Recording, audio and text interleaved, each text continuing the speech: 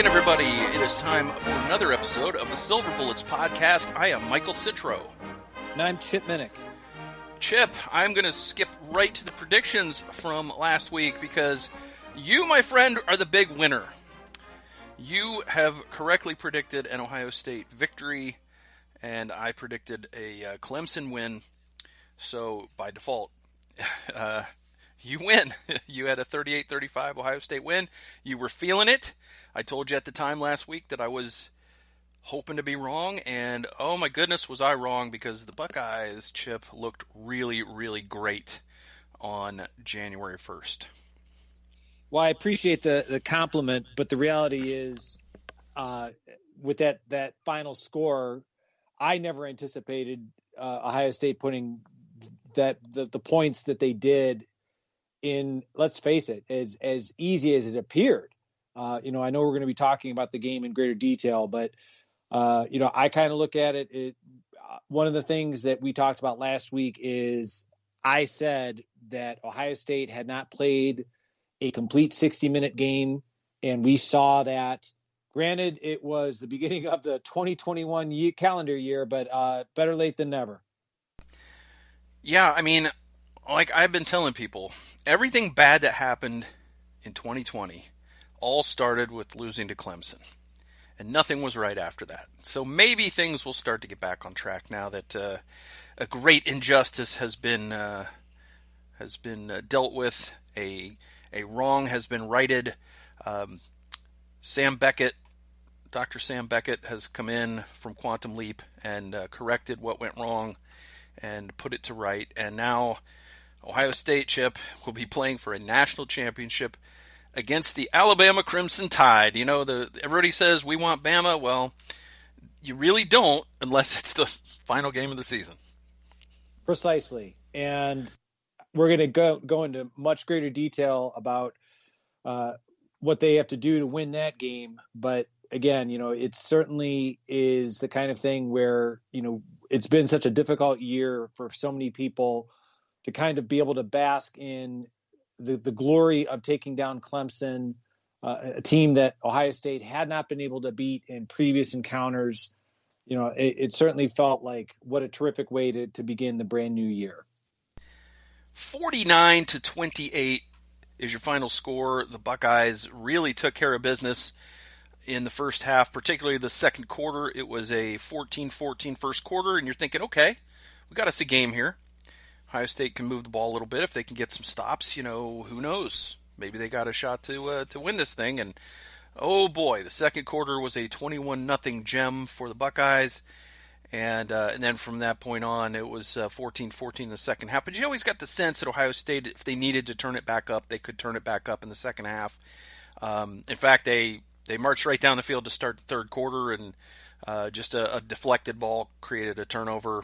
Otherwise, it could have been worse. And just to think that Ohio State could have put more than 50 points up, it just warms the cockles of your heart. But 49-28, and Clemson had to tack on a touchdown to get it to 28. It was a thorough beatdown.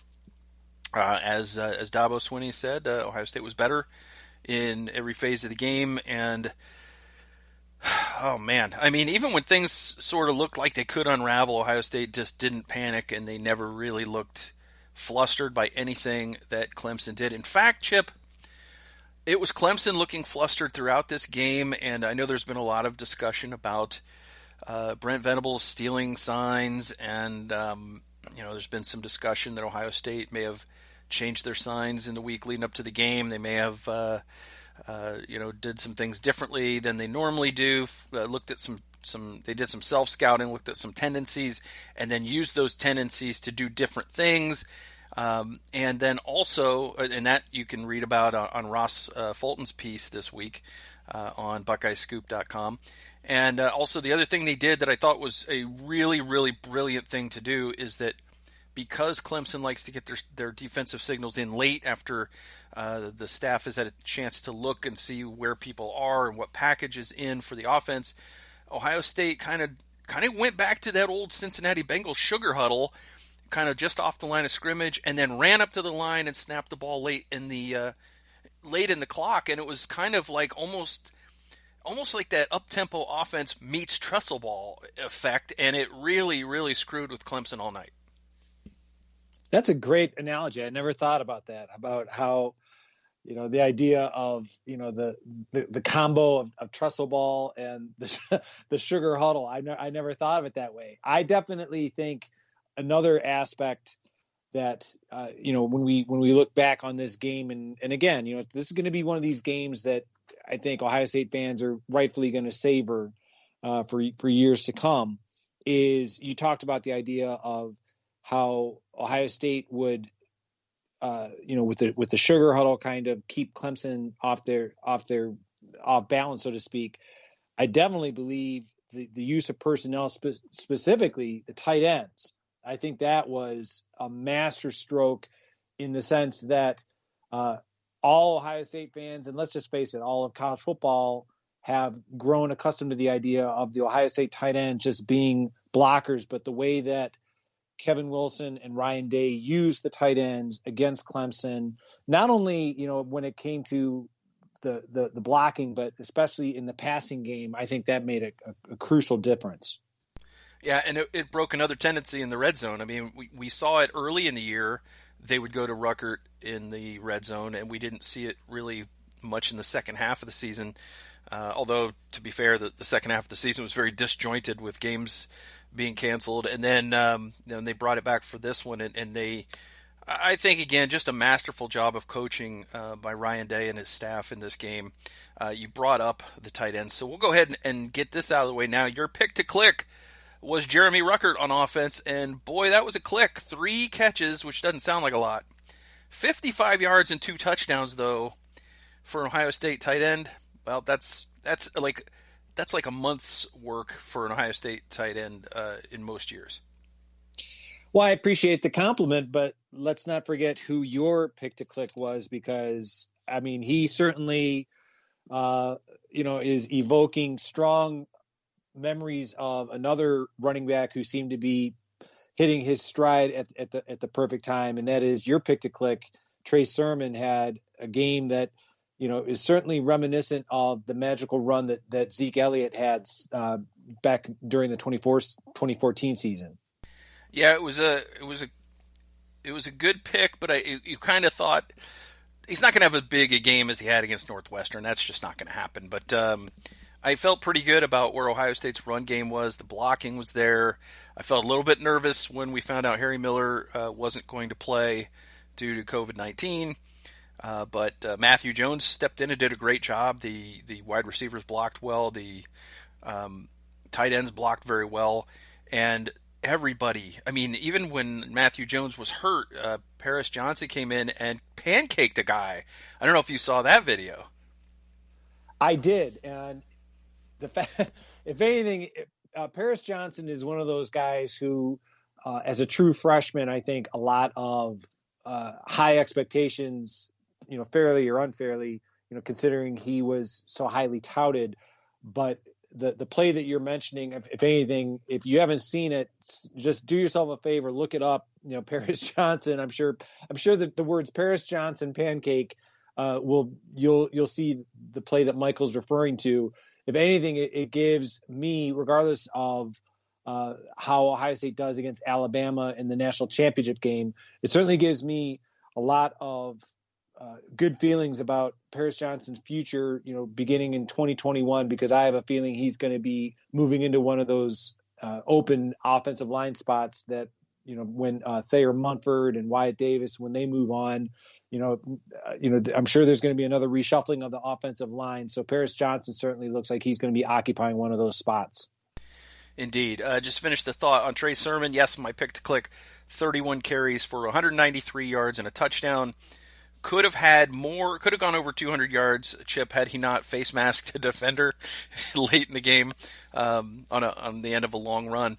But this was another great game for Trey. He, in fact, another part of the intelligent design of this game from Ryan Day and Kevin Wilson was that they also made sure to get Trey Sermon very involved in the passing game. He had 4 catches for 61 yards, and it was it was kind of taking a page from Clemson last year on how they used Travis Etienne, only way more effective.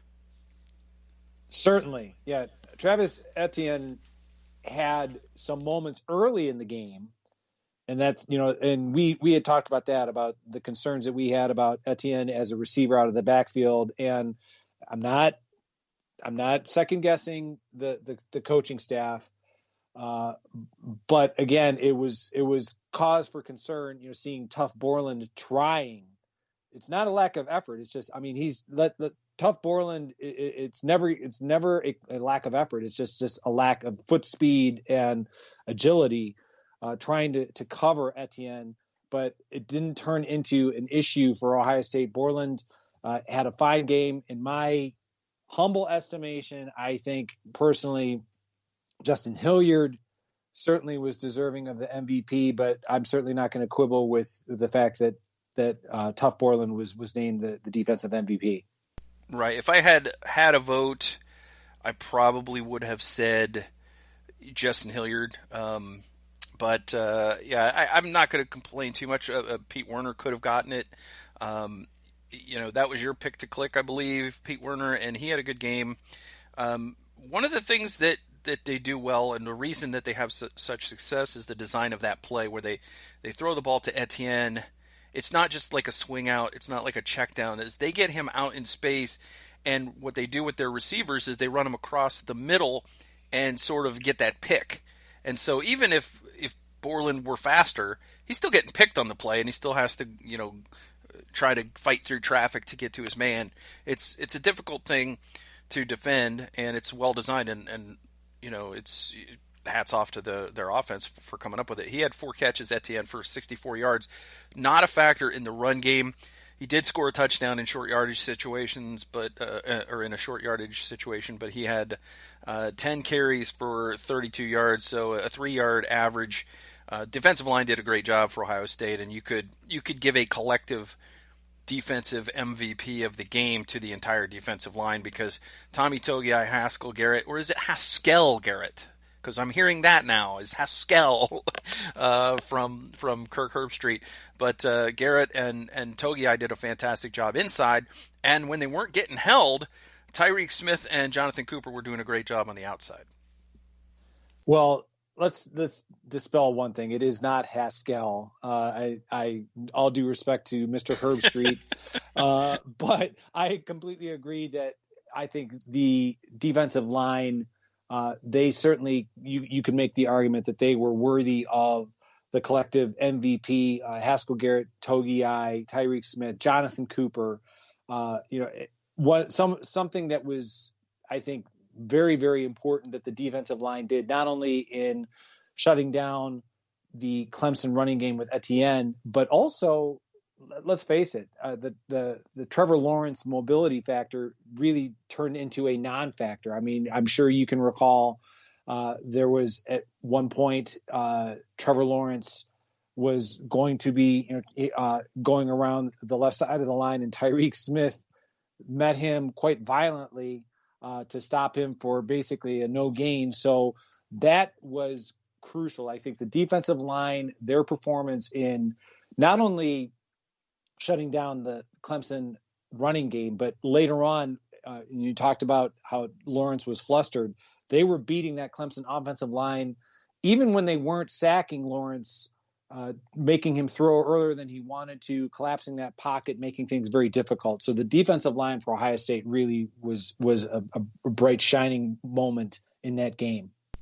Yeah, he was running for his life a lot, and even when he ended up with 400 yards passing, but he got some of those balls out of there that a lot of quarterbacks could not have done, and could not have done accurately, and could not have had the presence of mind to actually find a receiver while they were doing all of that. And that's a credit to him and being the player that he is. But it was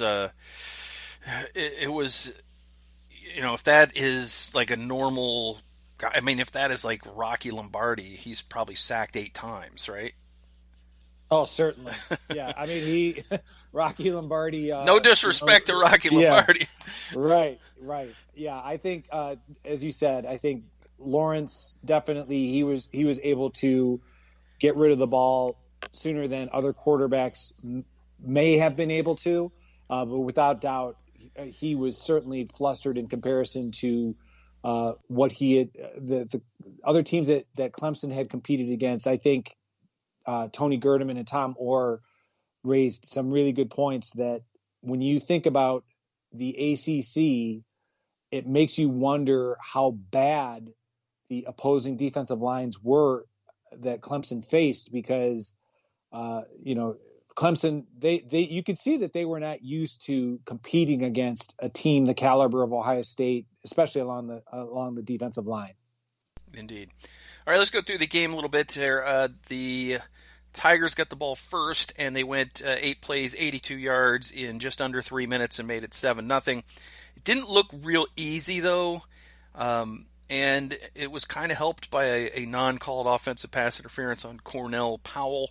A lot of people with some angst about the way that the Buckeyes played, especially Shaun Wade, but I think for me, Chip, in this game, I think Lawrence attacked Wade a lot, and I think Wade was doing what he was instructed to do, which is don't give up the big play.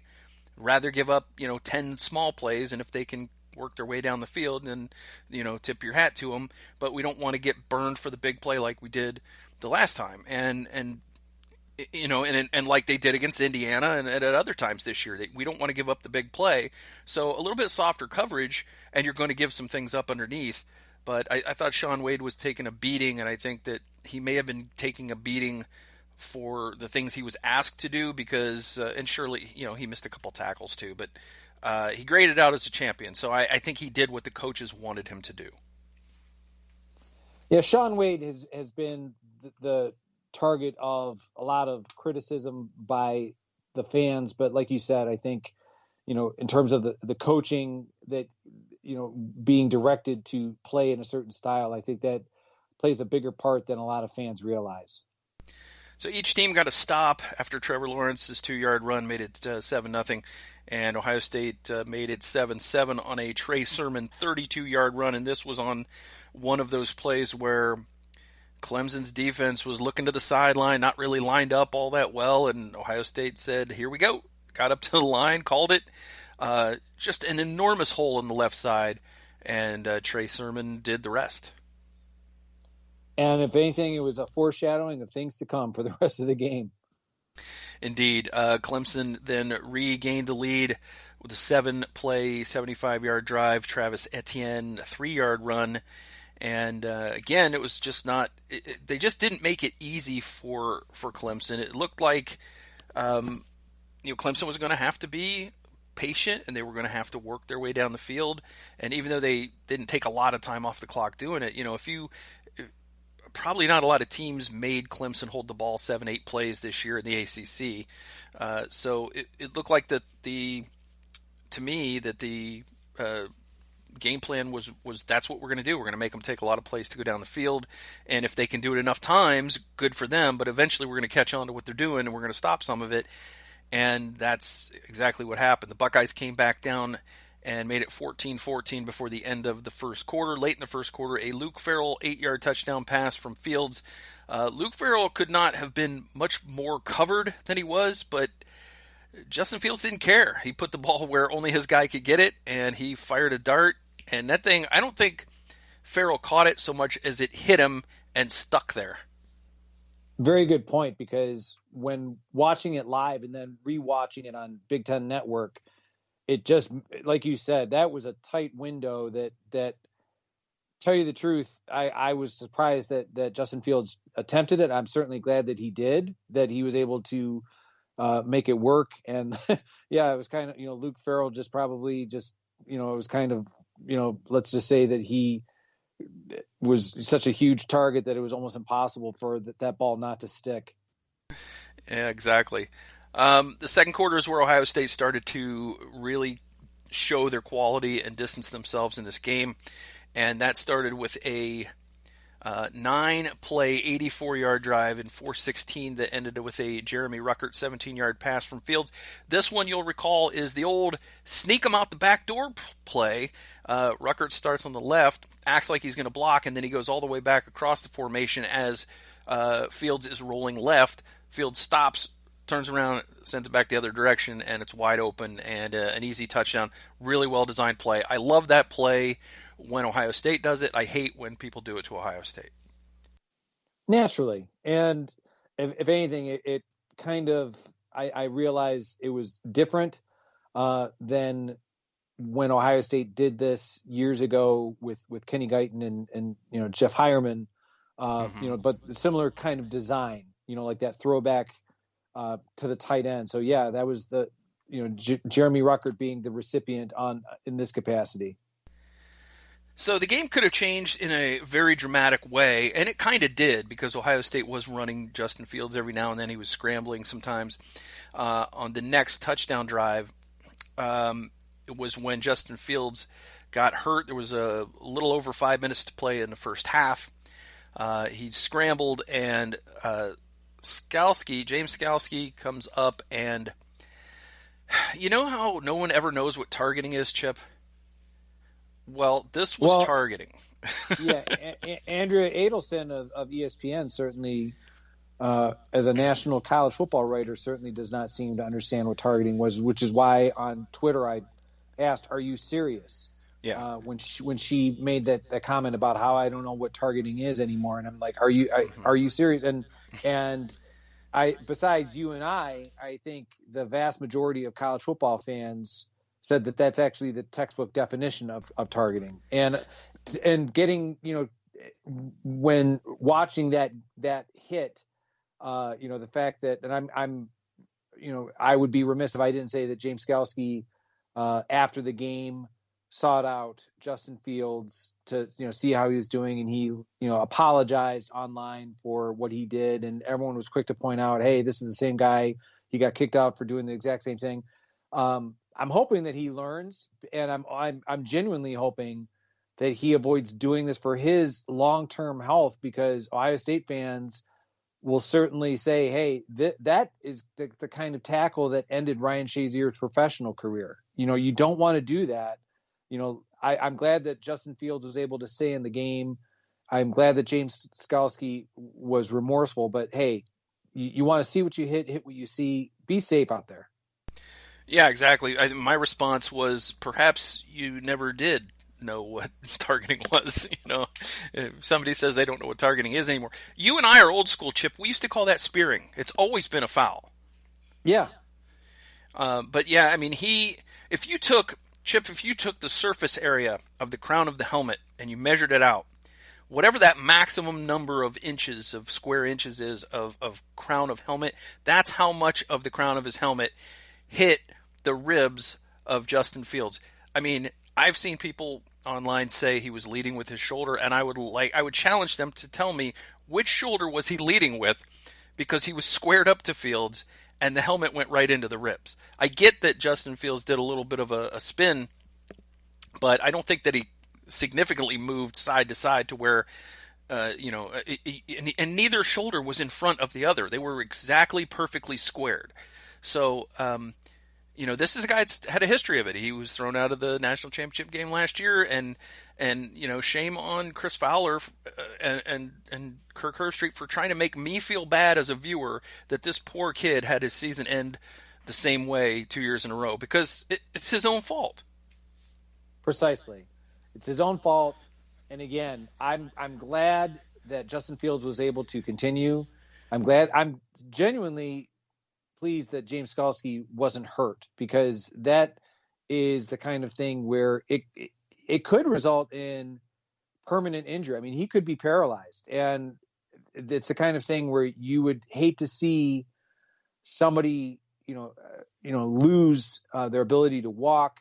I mean, getting kicked out of a game is, it's unfortunate, but something, don't spear. I'm going to use the term that you and I are associated. Like if it, don't lead with your helmet, and it's for everyone's benefit that it's taught the right way. If there's ever any misconception about what targeting is, take that to the coaching clinics this off season. Exactly. Now that was a big play in the game too, because that would have set up a 4th and 1, and probably, I mean, I don't know for sure, but I'm guessing Ryan Day would send on the field goal unit, but instead Fields has to come off. He was in a great deal of pain, very obviously in pain. I was very happy to see him stand up and walk off the field under his own power, as well as Skalski, because as you said, that's the kind of hit that you can compress your neck vertebrae and do serious damage to your spinal column.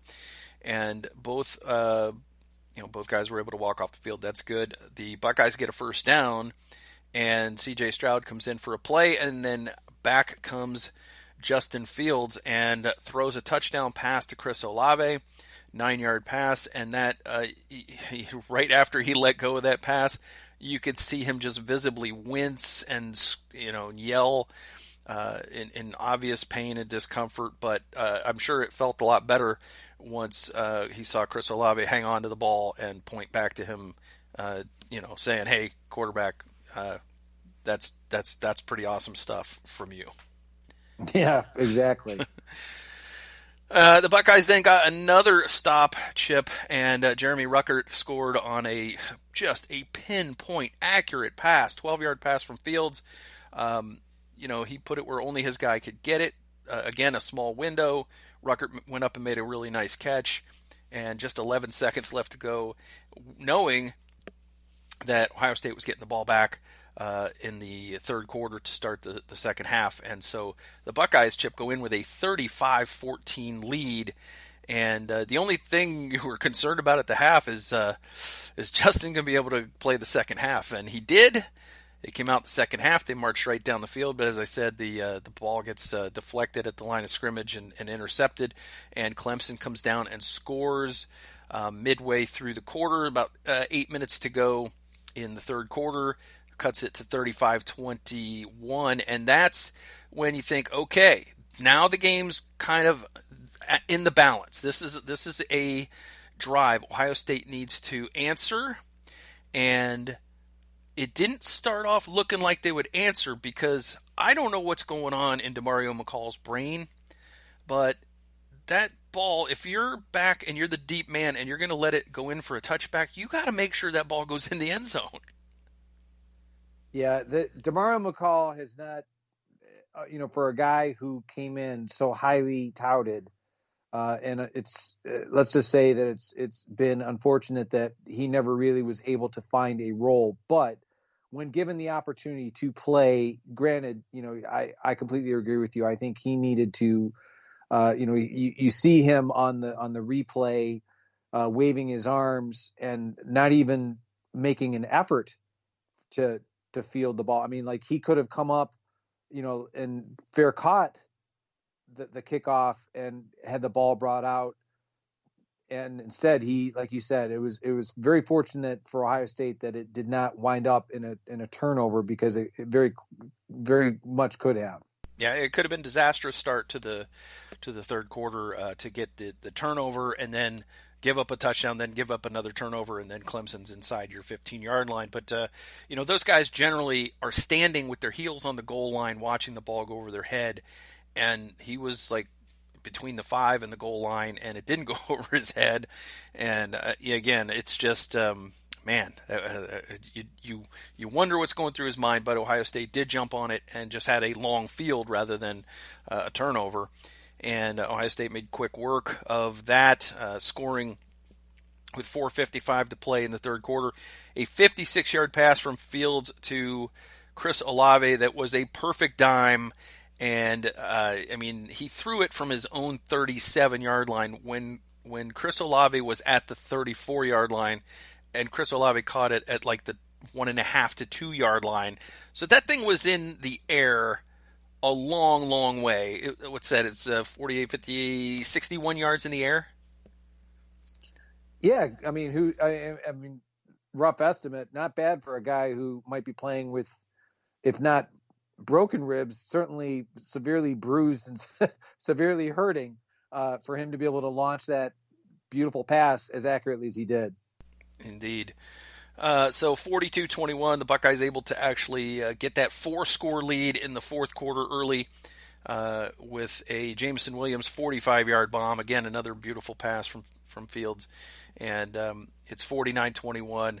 Clemson ends up tacking on a touchdown with 10:42 to play. And then from then on, it was just kind of exchanging some punts and taking time off the clock. Ohio State was very content to run Trey Sermon, throw the odd pass here and there, but generally Clemson able to do enough to get the ball back and have opportunities. But, especially in that fourth quarter, Chip, you just saw Jonathan Cooper and Tyreek Smith and Tommy Togiai and Haskell Garrett just tee off and go after Trevor Lawrence, and they made him fumble a couple of times. Clemson actually very, very fortunate because even on their last scoring drive, Josh Proctor dropped an interception in his hands that was forced by pressure, and I think Clemson had, I think they fumbled 3 times and got 2 of them back. So they really were in Trevor Lawrence's kitchen all night. Yeah, Trevor Lawrence certainly. We were talking earlier about the shot that Justin Fields took to the ribs. I have no doubt whatsoever that on the morning after the Sugar Bowl, Trevor Lawrence was probably needing some Advil himself because he was taking some shots. I'm not saying that they weren't cheap shots. I mean, it was just the nature of the game, as you said. They were in his face all night. By the end of the fourth quarter, they were getting to him, causing fumbles, sacks. I mean, it definitely, Trevor Lawrence certainly, was probably feeling a little more sore than he probably wanted or anticipated going into the Sugar Bowl. Indeed. All right. So, you and I talked after the Big Ten title game about Chris Olave being gone and how that might have had a trickle-down effect on the offense. Well, Chip, he returned and he caught 6 passes for 132 yards and 2 touchdowns. I think it's safe to say that Chris Olave is the most important cog in the offensive machine other than Justin Fields. That's very accurate. I mean, if anything, I could certainly understand Justin Fields psychologically having that rapport with Chris Olave. If anything, if I take solace in this game is that, granted, Chris Olave, I mean, he had such a huge impact with those long touchdown receptions, just being that dependable outlet receiver for Justin Fields. But by the same token, somewhere along the line, the coaching staff in their game plan must have drilled into Justin Fields that the tight ends, Trey Sermon, were also acceptable outlet receivers for him, in the event that Wilson and or Olave were covered, because I mean, we definitely saw the best of Justin Fields against Clemson in terms of passing the ball around. Indeed. All right, let's get to our defensive picks to click. I mentioned you had Pete Werner. He had 9 tackles, 5 solo, and a quarterback hurry, and he tied Sean Wade for the most tackles on the team. I'd say Pete Werner clicked. Justin Hilliard had a big day. Tuff Borland and Justin Hilliard each had 8 tackles, so they were right one below the team high. They each had a tackle for loss. I'm sorry, Tuff did not have a tackle for loss. I'm looking at Togiai's line. So Tuff Borland did not, but Justin Hilliard did. Justin Hilliard had a fumble recovery. And I had Lathan Ransom, which was, I knew going in this was a long shot and a sort of a bold, spicy take for a defensive pick to click. He only ended up with 2 tackles, Chip, but I thought he played really well when he was on the field. I'm not going to give him a click, but I think he played really well, and he played a role in that late interception defending the pass. I certainly believe that Lathan Ransom, I mean, he's another one of those freshmen who I'm really excited to see in 2021 and beyond. I mean, I completely agree with you. I think, you saw glimpses of him during the game. I mean, he plays with a tenacity and a physical style of play at safety that I'm sure that the coaching staff is very, very excited for not only 2021, but beyond. Any other thoughts that you want to get to about the Sugar Bowl with Ohio State winning 49-21? Of course, Clemson not doing well in the Sugar Bowl, not good in New Orleans. Ohio State doing very well in New Orleans their last few trips. So, that trend continues. But is there anything else that you want to get off your chest about this win over Clemson? It's going to be interesting to see how well the coaching staff and the players move on from this, because this was such a big win. I mean, I agree with everything that Gerd wrote, that in a way it was kind of like Ohio State went into this game bound and determined to fight and beat Clemson. And Clemson was kind of like, "Hey, we have no beef with you guys," and it's like, too late, man. Like, we're throwing hands and this is going down. Hopefully that the coaching staff, granted, it was a huge win. It's going to be one that I'm going to certainly savor this off season. But let's not forget, you got an even bigger game on the horizon, playing for the national championship against Alabama. Agreed. And this game, Ohio State had not beaten Clemson, had some tough games against them, were blown out once. They had another one where Braxton Miller was injured, and they were kind of in control of the game with a 2-score lead, getting the ball back, and Philly Brown muffs the punt, and Clemson comes back and wins the game. And then they had last year's game where just about every 50-50 thing, that if any of them go Ohio State's way, Ohio State wins. None of them go Ohio State's way. It started to feel like a little bit of a snake-bitten opponent, and honestly, this felt like a little bit, to me, like a rivalry win. Oh, I certainly agree. I know that Clemson going into this, Clemson, and especially their head coach, tried to make it out to be that, this is, not a rivalry. But I think, ask the Clemson fan base now, if this feels like a rivalry game. I think that you would certainly find people that would agree. Indeed. And I will say this, that there was a lot made of a lot downplayed, I think, about Dabo Swinney ranking Ohio State 11th. And what did you see on the sideline? What did you hear in the locker room videos afterwards?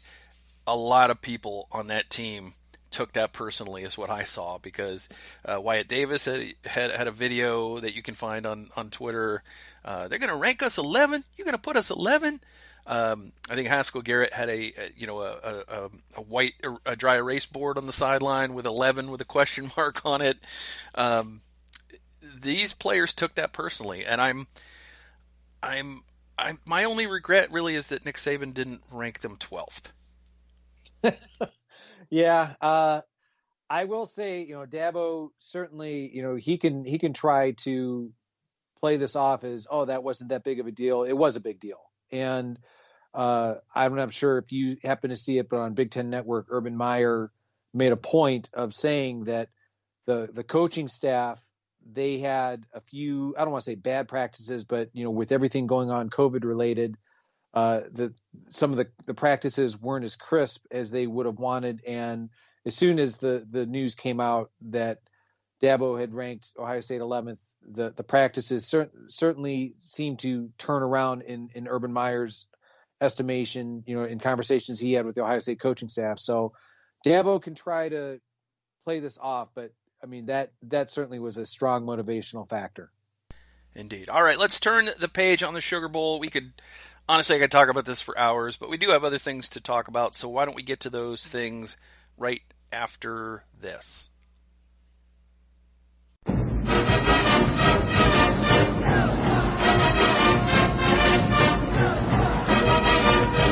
right, Chip. Well, some doings happened this week in the coaching ranks, and one of those things is that former Ohio State offensive coordinator Tom Herman, the Texas Longhorns head coach, was let go.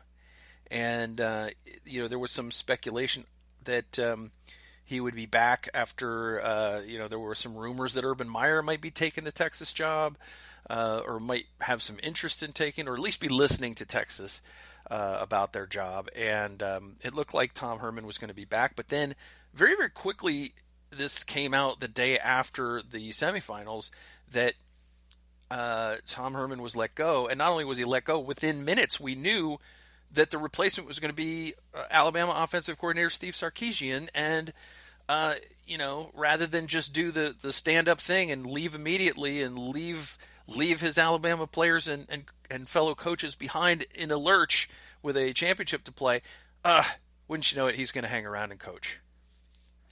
Yeah, I wouldn't be. I mean, that didn't surprise me that Sark decided to. I'm sure Nick Saban, that was a strong condition of his, of Coach Saban's blessings to take the job. I genuinely feel sorry for Tom Herman, just in the sense that when you think about, yes, he's going to be well compensated, in terms of like the buyout. But for like the families of the coaches that are involved, like, a name from the not too distant past as it relates to Ohio State, Mike Yurcich, he left Ohio State to go down to Texas last year. And it was one of these things where everyone was kind of like, are you sure you really want to do that? And now he's, to the best of my knowledge, he's looking for a job. And as far as Texas goes, and this is something that, it's going to be interesting to see how this all turns out for Sark, is, I was looking into this. The last time Texas was a true player on the national title scene was 2009 when they played Alabama. I mean, you're talking 12 years ago. It was the last time that they were in the national, stream of discussion for being a title contender. So it's going to be interesting to see what direction that goes with Sark at the helm. Yeah, it was a little interesting. We also were hearing over the weekend that Jim Harbaugh's extension was pretty close to being imminent, and it hasn't happened yet as of the time you and I are recording this. But more and more rumblings that Jim Harbaugh is going to be back, and it's not surprising in that there's really no telling where Michigan would go next for their next coach. But it's a little interesting to me that when you look at what Jim Harbaugh has done there and what he hasn't done there, more importantly, that they would be willing to commit to, what were we hearing, 2026? An extension through 2026? That's what I believe. It would be through 2026. The other rumors, I should say, going around is that Harbaugh is contemplating a return to the NFL. Some of the franchises that I have seen online that have potentially an interest, or I should say that Jim Harbaugh has an interest in, is one of them being the Los Angeles Chargers. Harbaugh played for the Chargers during his NFL career when they were in San Diego, potentially the New York Jets. And it's just going to be interesting to see. I mean, Michael, you mentioned the going through 2026. I still believe this is one of these things where I think both sides are kind of hoping that like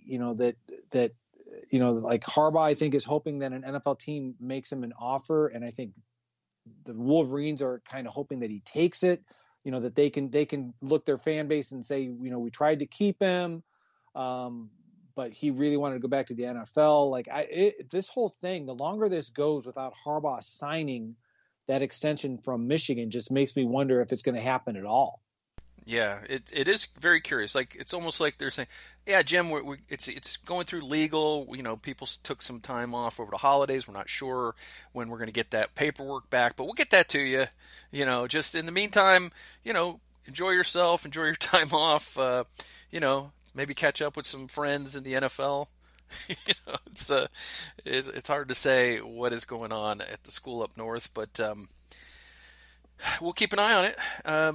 Let's get one more thing in that I wanted to talk about in terms of coaching before we move on to the next topic, and that is I don't know what is going on with Luke Fickell, Chip, but this is a guy who's supposedly from the Jim Tressel coaching tree, and why did he throw the football at the end of that game against Georgia? Why? He's got less than 2 minutes. His opponent has no timeouts. If he runs the football, he's taking that thing down under a minute. And then if he doesn't make the first down, he can punt. And he didn't do that. And Georgia had plenty of time on the clock to come down and win the game. with like 12 seconds to play or something like that they wouldn't have had he just run the football one more time. But is Jim Tressel calling him up and saying, "I'm not mad, Luke. I'm just disappointed"? I'm sure he is. That game, watching it, it's certainly you when they talk about snatching defeat from the jaws of victory. That was a textbook example of that. That play, that 3rd and 2 pass, is going to be the play that is going to be the discussion of Cincinnati football's offseason, fairly or unfairly. That's just how it is. And Luke Fickell, from what I read online, was rather defensive about his selection of that play call, but he knows deep down inside that he made the wrong decision. Yeah, I mean it's easy to point to and say, look, we got what we wanted on the play, we didn't execute the play. But that's just the same thing as saying it's my player's fault that we didn't win the game. When you should be saying, look, maybe looking back, we should have taken time off the clock. Even if you really believe that you would make that same call again, maybe you don't say it that way, because that's really reading between the lines. Is we didn't execute, we got what we wanted. So in other words, the coaches didn't screw this up.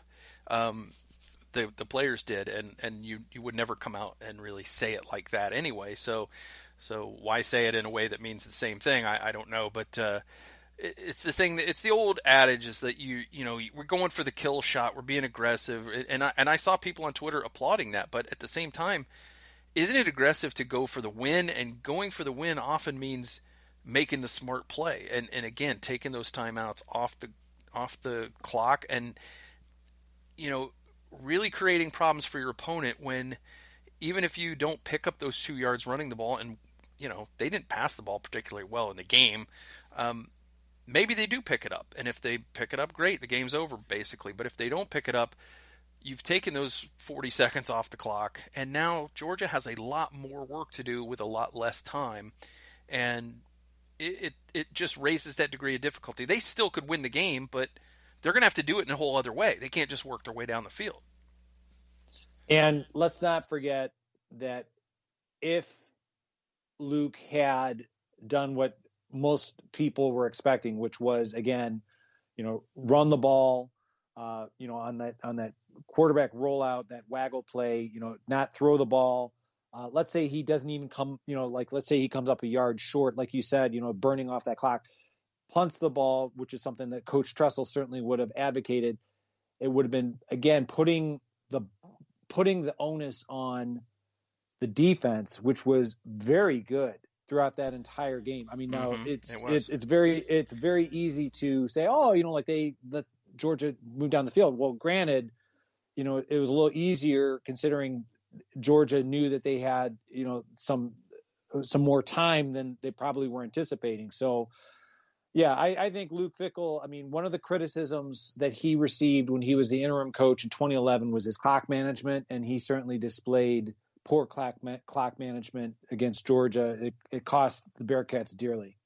Yeah, and I don't want to spend tons of time on it, but the other thing about this game was that I saw from guys like Stu Mandel and some of the other national writers is that when Notre Dame got beaten by Alabama, which is incidentally how Ohio State ends up playing Alabama in the national championship game. We didn't really talk about Notre Dame losing to Alabama, but there was a lot of discussion about, maybe Oklahoma should have been there, or maybe Texas A&M should have been there. And you never heard Cincinnati mentioned in that breath again because they lost that game.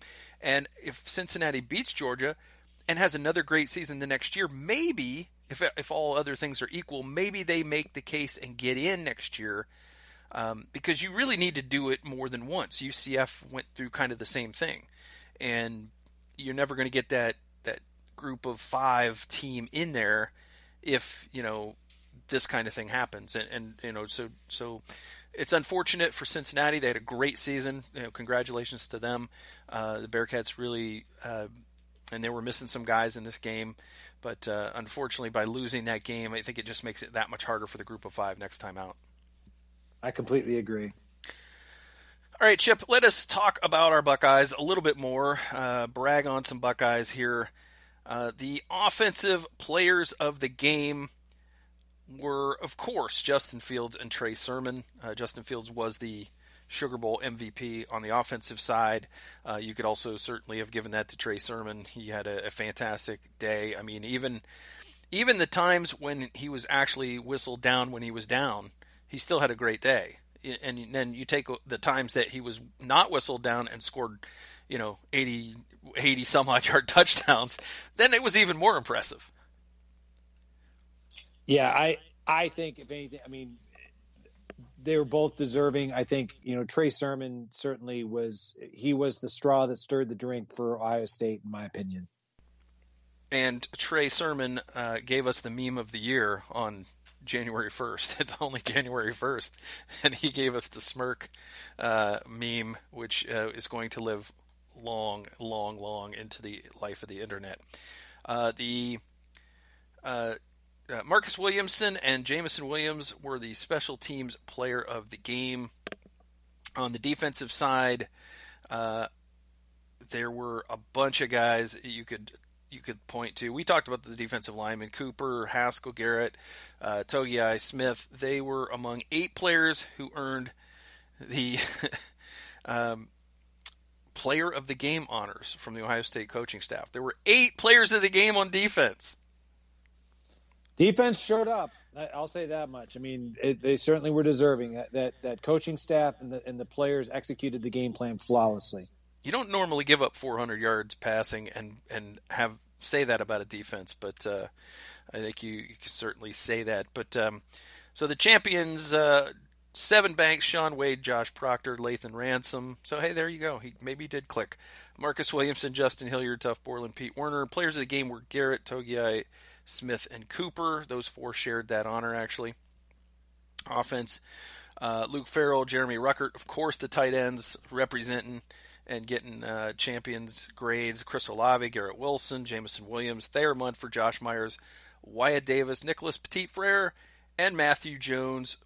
And offense players of the game, we mentioned Fields and Sermon, and Williamson and Jamison Williams are special teams players of the game. So that's congrats to all involved. It was a team effort. That's why there was a lot of names on that list. It certainly was a team effort. And again, I think the coaching staff, you talked about, Matthew Jones coming in for Harry Miller, and we talked earlier about Justin Hilliard and the defensive line. I mean, every unit certainly well represented, and they all played extremely well against Clemson. Yeah. Now, I saw a thing on Twitter from Fox College Football that says that Ohio State, by beating Clemson, has become the FBS all-time winning percentage leader at 73.09%. Very impressive. Yeah. If you add in those games that were vacated, it would be even more impressive. Yeah, and we don't remember any of those games, do we? I will never forget that Sugar Bowl. I will never forget it, because that Sugar Bowl, even though the NCAA says it never happened, that was the day that the SEC monkey got thrown off the back of Ohio State. They had lost, I don't remember how many in a row they had lost to the SEC, but that was the win over Bobby Petrino's Arkansas team. The answer is 9. They were 0-9, and then after that was they had slain that SEC dragon, of course, until they actually, since it was vacated, until they got to play against a certain team that they're going to see again on Monday night. The Alabama Crimson Tide, and I cannot hear the name of that team without thinking of Keith Jackson, great sportscaster for very many years, and he was great.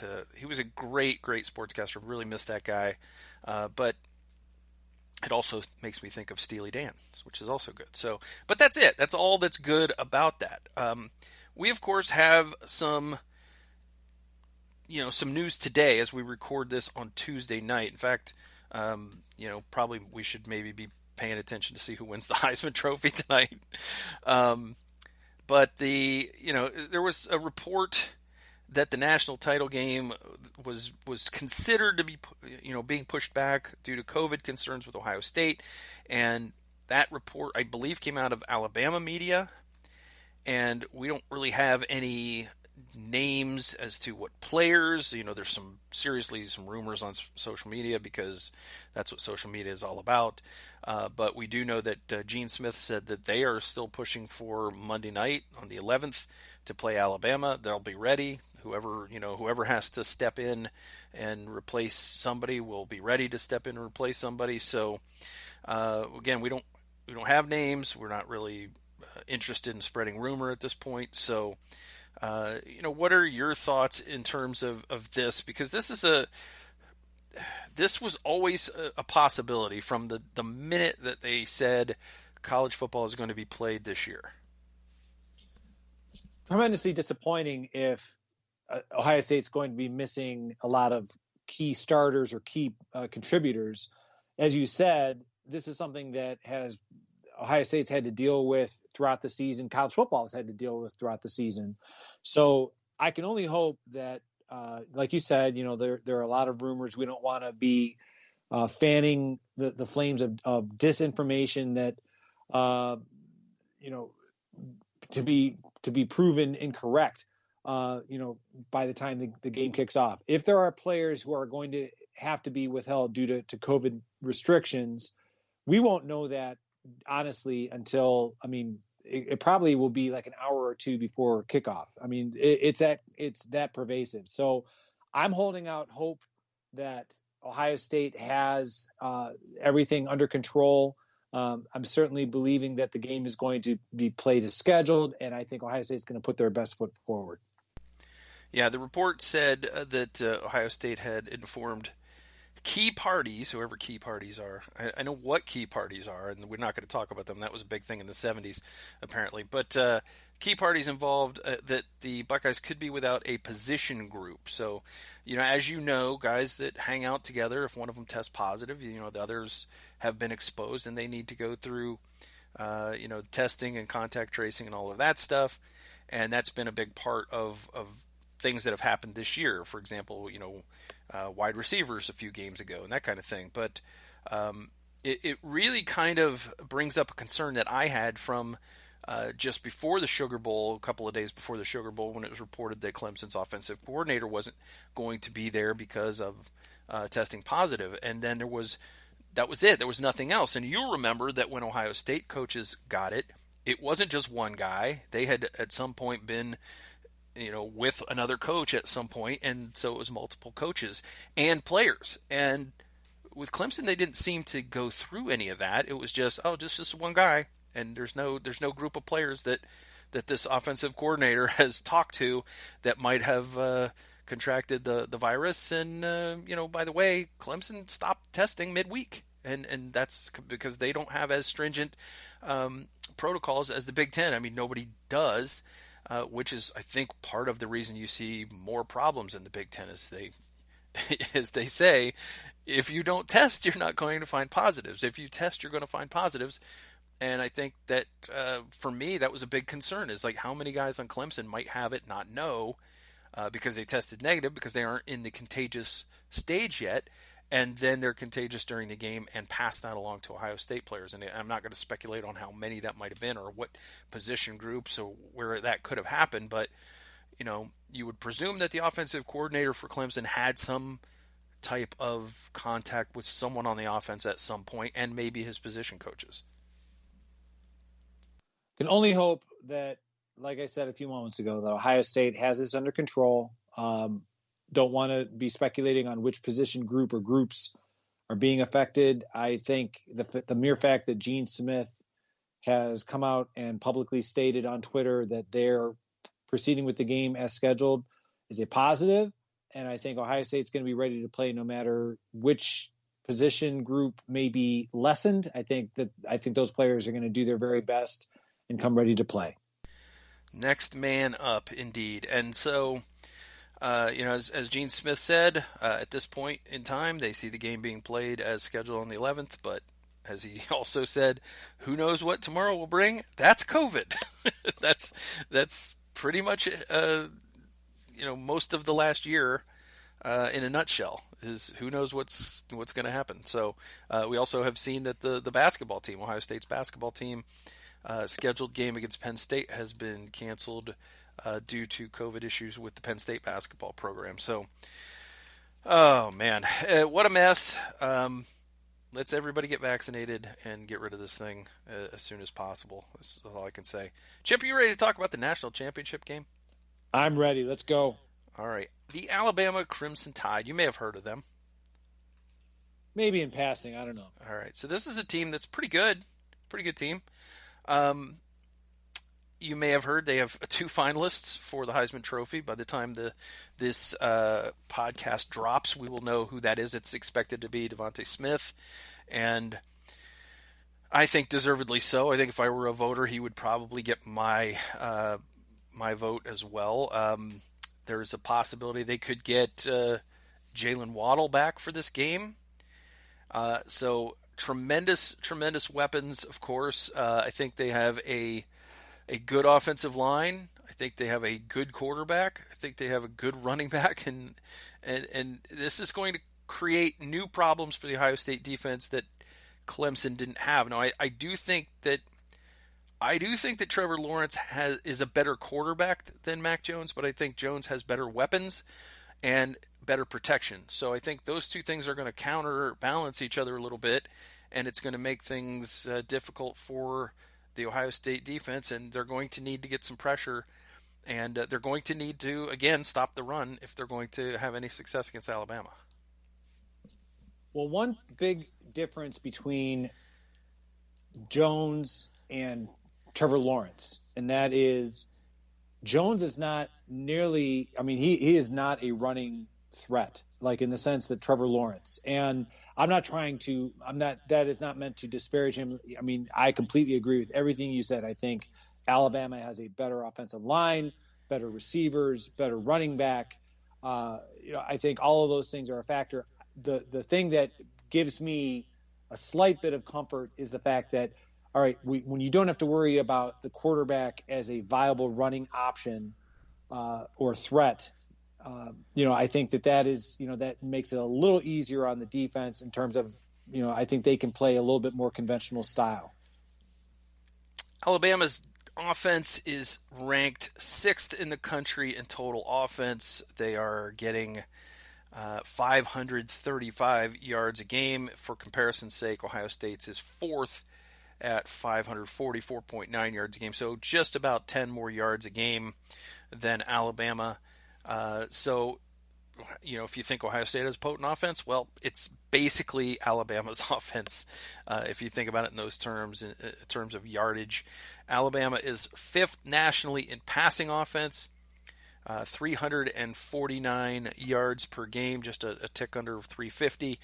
And so, Alabama is very good at throwing the rock, and if they get Waddle back, Chip, that's just another problem that is posed for the Ohio State defense. Ohio State's offense, passing wise, 272 yards per game. That's 31st in the country. If you think Ohio State has a good passing game, it's not what Alabama's has been. No, but I also think when I think of Ohio State, the term balance comes to mind, and that's not meant to disparage Alabama's running game. I just think Ohio State, they're truly peaking at the right time. I mean, I realize we talked earlier about Justin Fields. He's not going to be at 100% health, with the shot he took to those ribs. I mean, I'm sure he's still going to be feeling some discomfort there. But his mobility, as well as Trey Sermon, we didn't even touch on the emergence of Mayan Williams coming in to spell Trey Sermon, how that helped. So I think the Ohio State passing game and the running game, the balance that they have, I think it's going to cause problems for Alabama without a doubt. I'm surprised Alabama's rush offense is only 46th in the country, 185 yards per game, when you consider the fact that Alabama has a really, really good running back, and yet, Chip, just 46th in the country in rushing. Now, you break that down and you look at Najee Harris, and he's got 1,300 yards, so he's doing his bit. In 12 games, he has 24 touchdowns. really hard to bring down. If you go low, he's going to jump over you. We've seen that this year. And then they have a senior named Brian Robinson Jr. who has rushed for 414 yards. But you're right. If you have to go way down to find Mac Jones on their rushing list, he's 8th, and he has run for 3 yards this season on 31 attempts. Now, of course, sack yards are in there too. So, but if you've seen his baseball slide, you'll know that he's not used to running. Yeah, I think Mac Jones is, and I mean this with the most sincere I think he is the beneficiary of a good system. I think he is demonstrated to be a good game manager, but I just don't see him in the same caliber of quarterback that Ohio State faced when they played Trevor Lawrence. So I think, it's going to be interesting to see what kind of pressure Ohio State's able to effectively get on Jones. But as I said a few moments ago, I feel comfortable in the fact that he's not nearly the dual threat kind of player that Trevor Lawrence represented last week. Alabama is second in the country in scoring offense, 48.2 points per game. By comparison, Ohio State is 5th, or tied for 5th, at 43.4 points per game. So just 5 points a game separating those two. You mentioned, system and passing, and if you go and look at what Mac Jones has done this year, he is completing 77% of his passes. He has thrown for 4,000 yards, 4,036, 36 touchdowns, only 4 interceptions. Chip, he doesn't put the ball in harm's way. He's careful with the football. It's going to be up to Ohio State with the weapons that he has to make his life a little bit more difficult like they did Trevor Lawrence. If they can pressure him and make him uncomfortable, and they should theoretically get more sacks if they can get to him, because he doesn't have the same escapability as Trevor Lawrence. But they have to get to him fairly early, because his receivers are so good at just taking those short crossing routes and doing a lot with them. Now, I know Ohio State has been pretty good at funneling those guys into traffic. But these athletes, Smith and if Waddle plays, that's a different animal than what Ohio State has seen. Certainly. And I think that it just comes down to the trenches. If Ohio State, if their defensive line can adequately pressure without having to blitz repeatedly, I think that's going to be a telltale sign. All right, let's go to the defensive side of the football and look at total defense, and we can see that Alabama's not the normal Alabama when it comes to defense, because you normally think of them as being immovable objects, kind of. They are 32nd, Chip, this year in total defense, and they are allowing 353 yards per game. That's a little better than Ohio State, but Ohio State, of course, has come through most of its issues, it seems like. I think Ohio State, the last, since the Indiana game, I think you could probably, the numbers would be a little lower, but Ohio State allowing 370 yards a game compared to 353 yards for Alabama. I think Ohio State probably has been much, much better over the last month or so. Yeah, you're used to seeing with a Nick Saban Alabama team, the defense being the strength. It's unusual to think of, okay, the wide receivers and the passing attack for Alabama being the strength. I think this is where I mentioned a few moments ago, I think the fact that Ohio State is very well balanced, being able to effectively run and pass. It's going to be interesting to see what Alabama does to try to slow down Ohio State, because let's face it, Ohio State can certainly put a lot of points up on the board. Yeah, and one thing that's got to be concerning to Alabama, even though they got a really, really good defensive back in Patrick Surtain, Alabama's only 79th against the pass, 243 yards a game that they're giving up. And, you look back to that Ole Miss game where they just absolutely got smoked. But it's not just been that game. It's been other games. Florida has thrown the ball very well against this defense.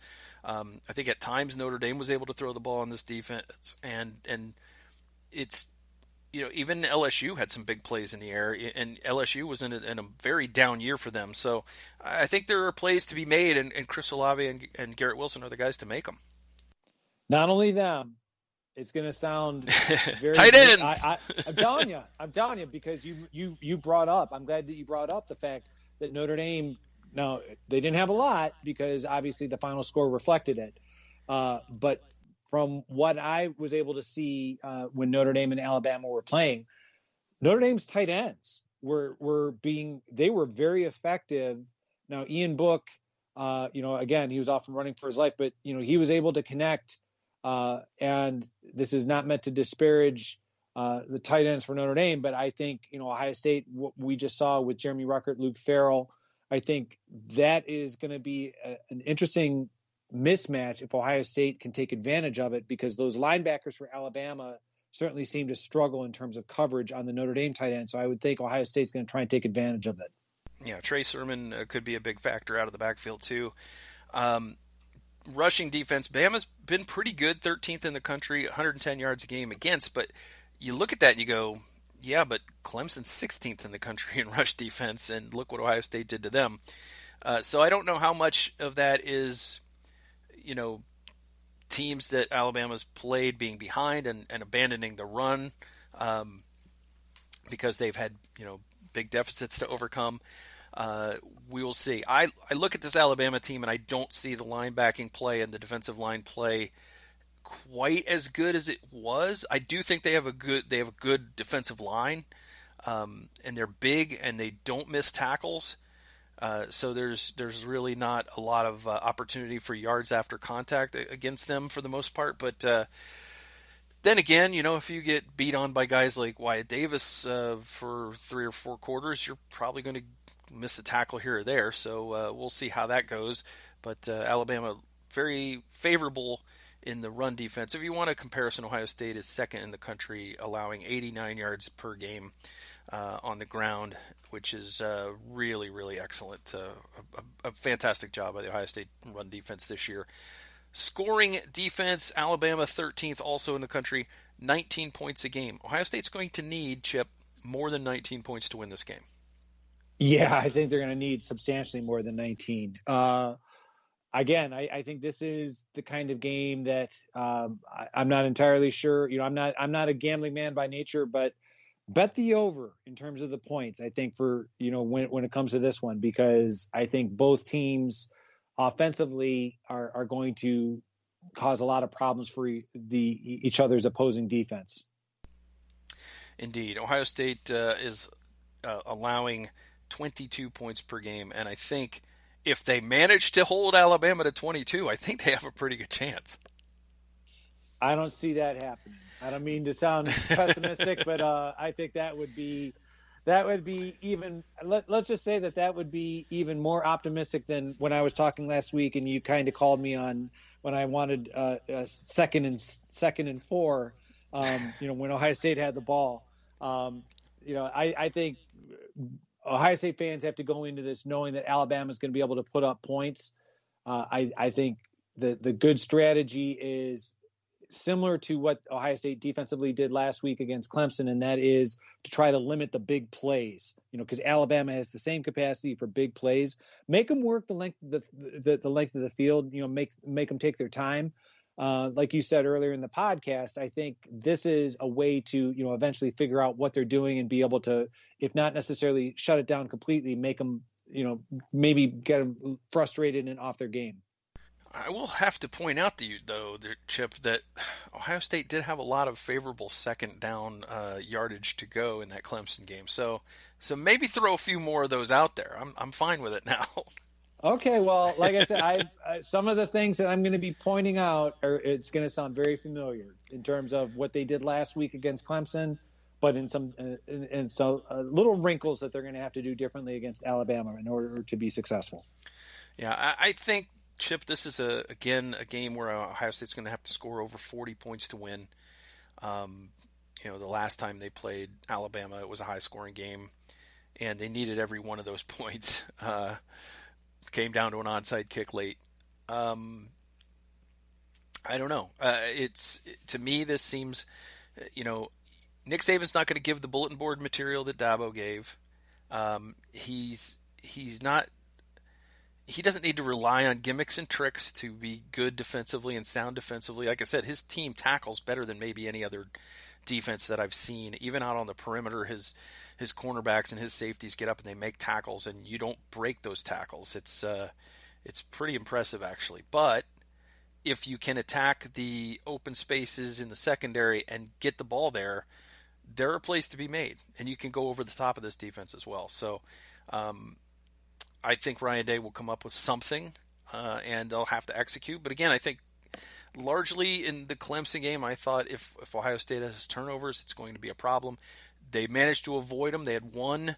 There was a fumble by Justin Fields that Ohio State was able to fall on. Jeremy Ruckert was able to get on that, so it didn't cost them. And then Clemson had a couple of turnovers and a couple other near misses on turnovers that even though they didn't lose the ball, they lost yardage on the play, so they ended up being big plays for Ohio State. So I think that's going to be a factor, and of course special teams could be a factor in this game. And I don't know. This is going to be again one of those where you're going to have that nervous anticipation going as the days approach to the 11th.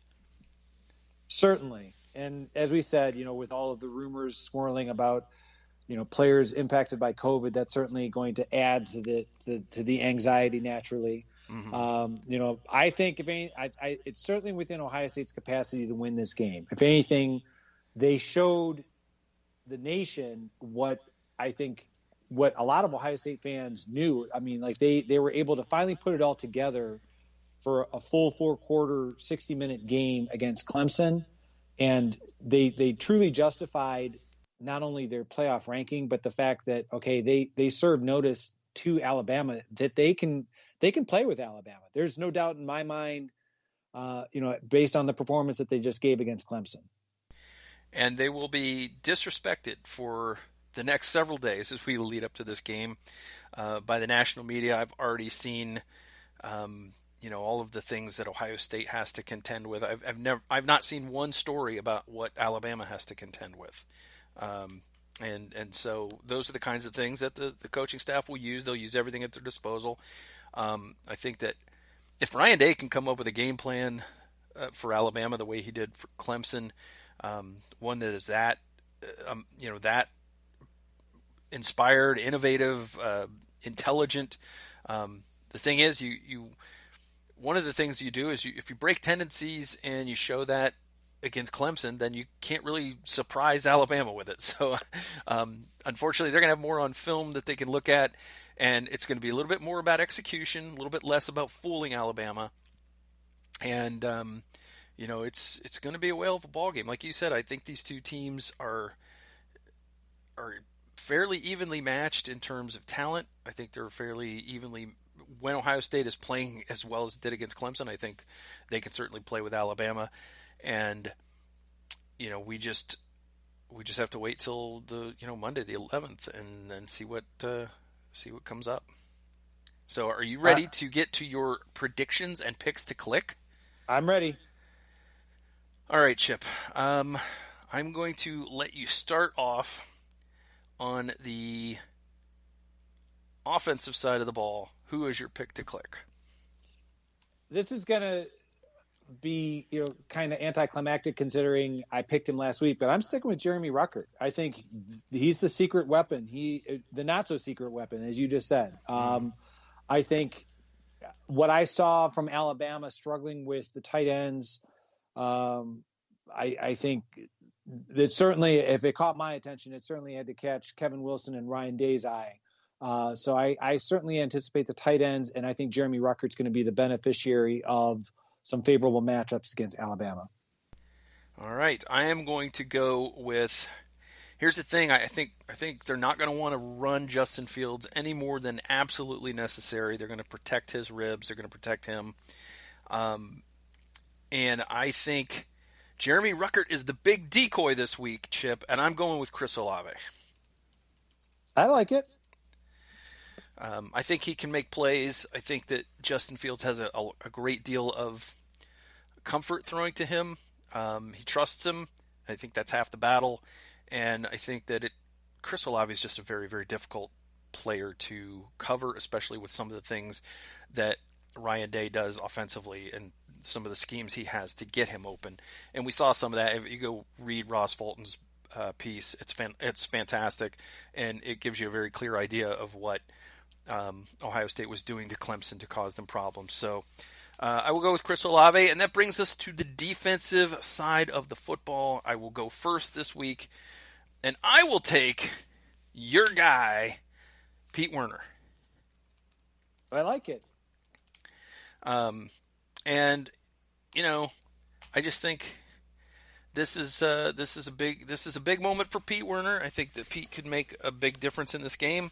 I would just take Justin Hilliard, but Justin Hilliard it would be just his type of luck that he would be one of these guys that would test positive and not be able to make the final in his 11th senior season. Let's hope not. I hope not. I don't want to wish that on him. I mean, that's the thing is you don't want any of the guys to miss this game because this is no. I mean, to miss a national championship game is to something like catching a virus is man, that's brutal. That's just a brutal way to end the season for you. It's that helpless feeling that you can't be on the field helping your teammates. You can't even go to the game because of it. You're stuck at home watching it on TV. It's a terrible thing. But who is your defensive pick to click, Chip? I'm going to go with the unfortunately mispronounced name, Haskell Garrett. I'm looking for him to be kind of a general nuisance in terms of clogging up the Alabama running game, causing pressure on the interior on passing downs. So Haskell Garrett's my guy. All right, good enough. All right, it's time for score predictions, Chip. It's time to put your money where your mouth is. Who's winning the national championship, and what's the score going to be? I'm going to go with Ohio State, and this is going to be high scoring. I think this is going to be the kind of game where it's going to go back and forth, and I'm going Ohio State 49, Alabama 45. Wow. The 49 2 weeks in a row for Ohio State.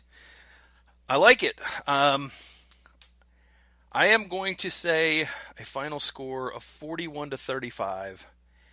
I am going to take Alabama in this game because if there's any truth to the swirling COVID rumors out there, I just don't know how Ohio State can overcome missing key guys in this game. I think this is Clemson. You may be able to overcome some, and again, it depends on who it is. I mean, I don't think this team could do what it did against Clemson without Tommy Togiai and Haskell Garrett. I don't think it could have done what it did without Justin Hilliard. I certainly don't think it could have done what it did without Chris Olave, but Chris Olave's already, been out with COVID, so I don't think that'll happen again. But yeah, I'm a little bit concerned about that, and also the other thing that concerns me greatly is that if Ohio State doesn't have the threat of a Justin Fields run, I feel like it hinders their offense a little bit, and I think that nobody takes advantage of knowing what the other team can and can't do like Nick Saban does. And it pains me to say it, and I hope I'm wrong again. I hope you guys get to turn in this podcast to the Freezing Cold Takes Twitter account. I'll be happy to eat the crow. I was happy to eat it against Clemson. Be happy to eat it against Alabama. But that's what pick I'm locking in. Makes sense. All right. So it's not that I'm not optimistic. It's not that I'm a hater. It's not that I'm don't have faith in my Buckeyes kind of thing. So I'm just trying to give you the most realistic thing that I think will happen in any given on any given night. The one thing I do think Ohio State has going for it is if one of these Alabama guys does win the Heisman Trophy, because as you'll remember, Chip, the last time the Buckeyes won the national championship, they had to go through 3 Heisman finalists in the final 3 games of the season. And this year, they will have had to go through 3 of the 4 finalists in the final 2 games of the season. Very good point. So maybe that's a good omen. I would feel a lot better if Alabama would agree to move this game to the Superdome. Can't get greedy. Oh, I can always get greedy. All right, Chip, we are locked in. There's nothing for us to do now except count down the days, see what happens, and come back and talk about it next week. I mean, we'll break down the game. We'll talk about players of the week and all that stuff like we normally do. And you and I will have some discussions offline to see what our offseason is going to look like. Right. Yeah. I'm not looking forward to it. I mean, but it's just one of those things where the season always goes too fast, but especially this year.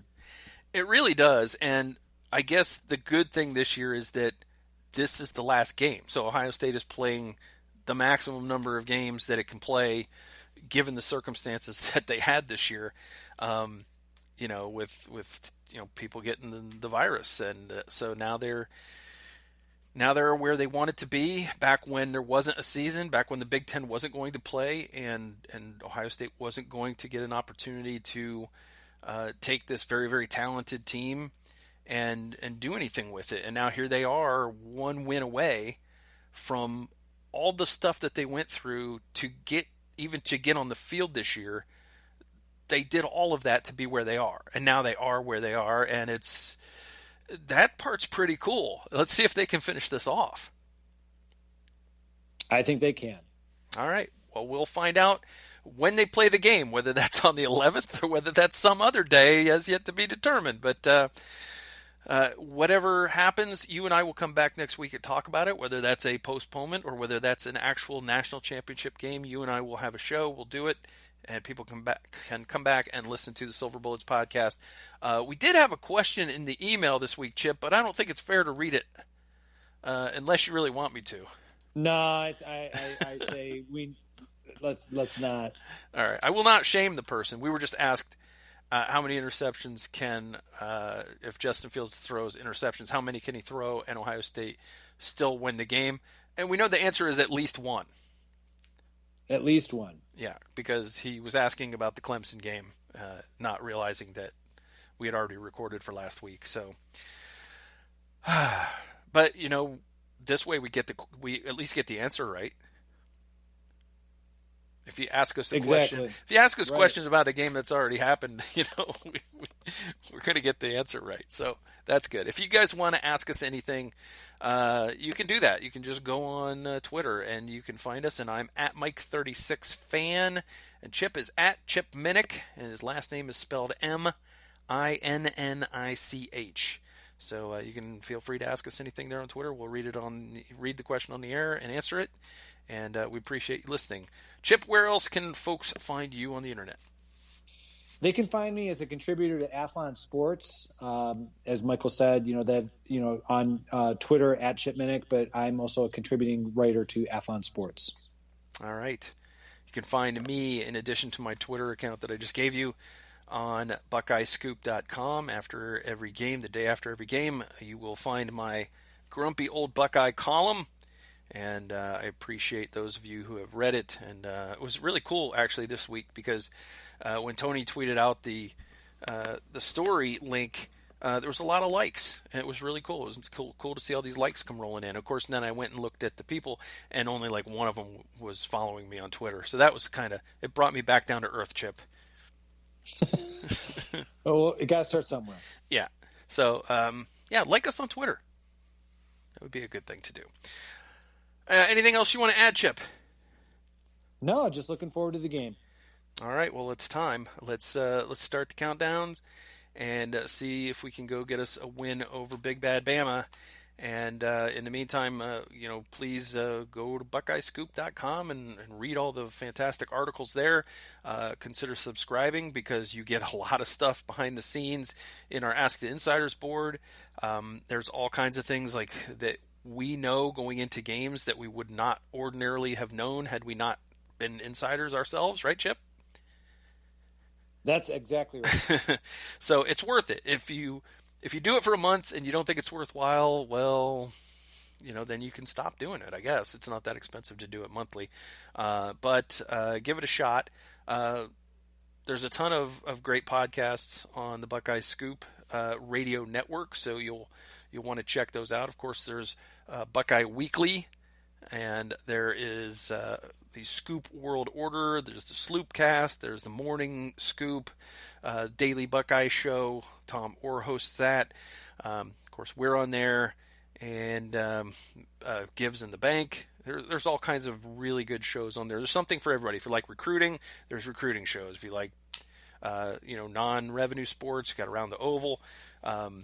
There's a little bit of everything. So if you're a podcast person, just go ahead and just subscribe to all of them. Just, doesn't cost anything. Just subscribe to all of them. And then if you want more, you can then do like Buckeye Weekly Patreon. And then you're really just a fanatic at that point. Good point. All right, Chip, it's been fun, but we got one more before it's done, and you and I will come back next week. We'll talk about Alabama and whatever else news is out there, and until then, only one thing for us left to do. You know what that is. Go Bucks! Go Bucks!